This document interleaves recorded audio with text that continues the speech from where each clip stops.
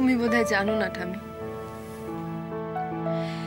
শ্রীবিলাস দেব সোনারতরীতে ফিরে এসেছে।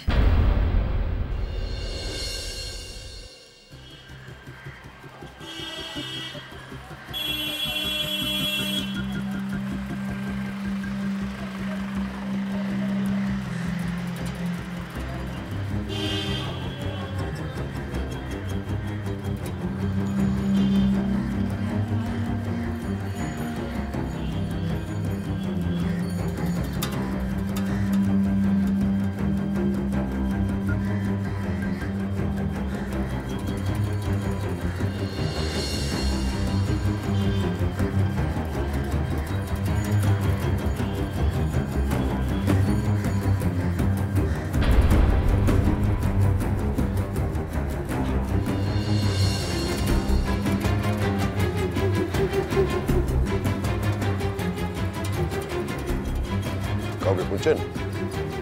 হ্যাঁ, আপনি কে? আমি আপনি কি এ বাড়িতেই থাকেন?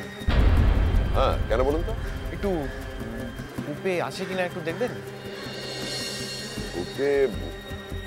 উপেকে তো সকাল থেকেই একবার ডেকে দিন না, ভীষণ দরকার আমার।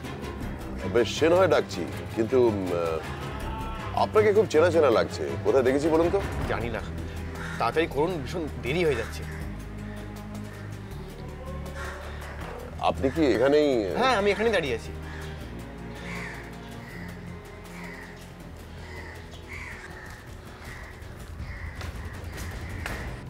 ঠামি, তুমি যা যা জানতে চাও আমি সব বলবো।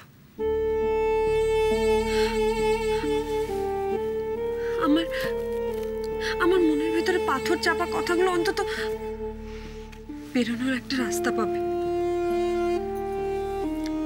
দেখো, আমার প্রথম প্রশ্নের উত্তরটা ছাড়া আর তো আমার কিছুই জানবার নেই এই মুহূর্তে। আমি শুধু জানতে চাই পুপে, তুমি কি গোরাকে ভালোবাসো?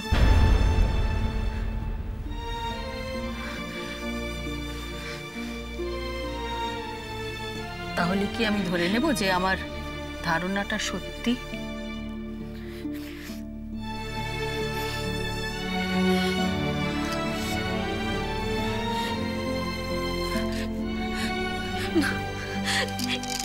না, এ হতে পারে না। কি হতে পারে না পুপে? ঠামি, একটা অন্ধকার রাস্তা, যেখান দিয়ে কোথাও পৌঁছানো যায় না, সেখানে জেনে শুনে সেখান দিয়ে আমি কেন হাঁটবো বলো তো? আর কেনই বা কাউকে আমি মিথ্যে আশ্বাস দিয়ে ভোলাবো? এটা তো আমার প্রশ্নের উত্তর হলো না পুপে। কিন্তু তুমি যা বললে তার থেকে আমি বুঝতে পারছি যে তুমি গোরাকে ভালোবাসো, কিন্তু স্বীকার করতে পারছো না। পুপে, আমি বুঝতে পারছি যে প্রদীপ্তর সঙ্গে তোমার বিয়ে ঠিক হয়েছে, তুমি তাতে রাজি হয়েছো পরিস্থিতির চাপে। তোমাকে আমার বড্ড চেনা লাগছে পুপে।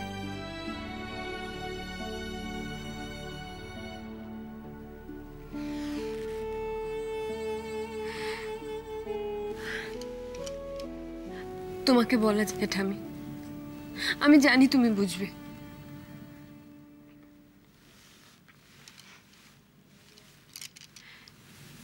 সেই ছোটবেলা থেকে সোনারতরীর ঋণের তলায় চাপা পড়ে আছি আমি। ঋণ বলছো কেন পুপে? কিসের ঋণ? দায়িত্ব এড়িয়ে পালিয়ে যাও বাবা, অসহায় মায়ের মেয়েকে আশ্রয় দিয়েছে এই সোনারতরী। তাকে লেখাপড়া শিখিয়ে তাদের পরিচয় দিয়ে বড় করেছে। আজ সব ঋণ শোধ করে দেওয়ার পালা চলে এসছে ঠামি। এটা তুমি কি বললে পুপে? তোমার মধ্যে এত অভিমান লুকিয়ে আছে কখনো তো বুঝতে পারিনি।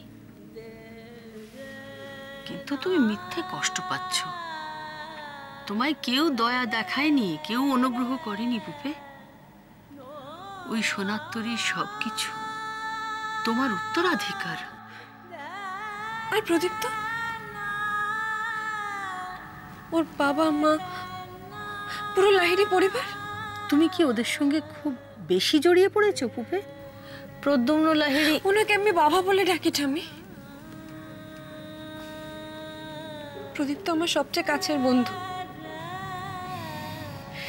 যে কোনো সময় যে কোনো পরিস্থিতিতে তাদের স্নেহ, ভালোবাসা, আন্তরিকতা একটু একটু করে আমার অনেক বড় আশ্রয় হয়ে গেছে ঠামি। কি চেহারা করেছে, তো পুরো ঘেমে গেছে গো।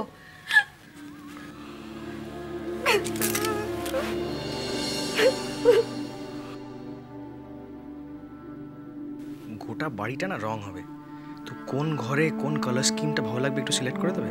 আমার কাছে শেড কার্ড আছে। শুধু দেওয়ালের রং নয়, ওই সোফার কাপড়, পর্দা, ওই কি বলে আপহলস্ট্রি, ওই সবও পাল্টাতে হবে। তুমি একটু দেখে দিও তো কোথায় কি পড়বে। না না ঠামি, আমি প্রদীপ তোকে, আমি ওদের কাউকে আঘাত দিতে পারবো না ঠামি। আমি অকৃতজ্ঞ হতে পারবো না ঠামি। তাহলে নিজের দিকে আর তাকাবে না। নিজের মনের ভেতরে যে সমস্ত ইচ্ছে লুকিয়ে রেখেছো আমি সব ভুলে যাবো। আমি কিচ্ছু মনে করবো না। আমি ভুলে যাব। কিন্তু তাহলে আরেকজনের কি হবে? আমি যে তার ভেতরের উথাল পাথাল ঝড়ের সাক্ষী, তার কি হবে পুপে? গোরার কি হবে? ওর যে আর ফেরার রাস্তা থাকবে না পুপে।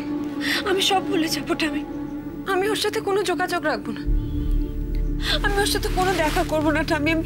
আমি শেষবারের মতো দেখা করে ওর সব ভুল ভেঙে দেবো ঠামি। তুমি চিন্তা করো না ঠামি, আমি সব ভুল ভেঙে দেবো।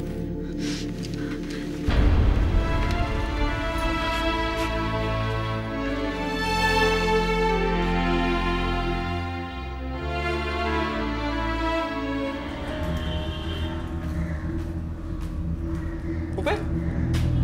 পুপে বাড়ি নেই। সত্যি বলছেন? কেন, আপনার সন্দেহ হচ্ছে? হ্যাঁ হচ্ছে। কেন বলুন তো? এ বাড়ির লোকেদের বিশ্বাস করি না আমি। ও, আর পুপেকেও? পুপেকে ছাড়া। I see. তাহলে কি করবেন আপনি ঠিক করুন। আমি বলছি পুপে বাড়ি নেই।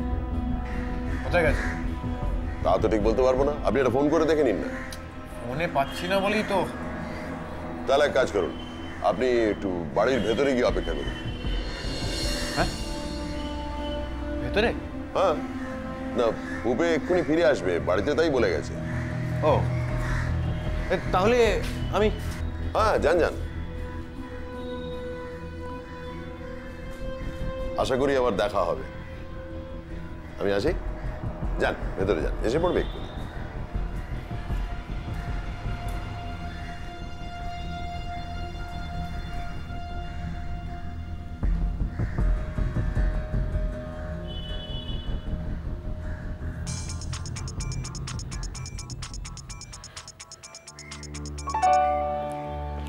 পুপে তুমি কোথায়? আমি একটু বেরিয়েছি। কখন ফিরবে? আমি রাস্তায়, আরো 8 ঘন্টা 45 মিনিট লাগবে। আচ্ছা ঠিক আছে, আমি অপেক্ষা করছি। কোথায়? তোমার বাড়িতে। আমি তো তোমার বাড়ির সামনে। না, তুমি ভেতর ঢোকো না প্লিজ। কেন, কি হবে? ওরা তোমাকে অপমান করবে তো? করুক। না প্লিজ, আমার খুব খারাপ লাগবে। কিন্তু আমার যে তোমাকে খুব দরকার, কয়েকটা কথা বলতে হবে আজই। আমারও তোমাকে কয়েকটা কথা বলার আছে গোরা। তাহলে কোথায় দেখা করবে বলো, আমি আসছি। না না মানে? তুমি তো বললে কিসব কথা বলবে। আমাকে প্লিজ একটু সময় দাও, একটু সময় দাও।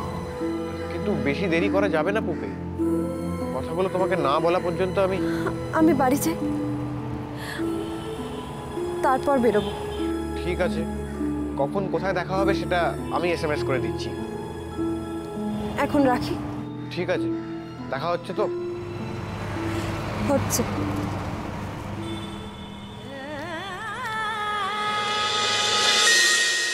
গানিরো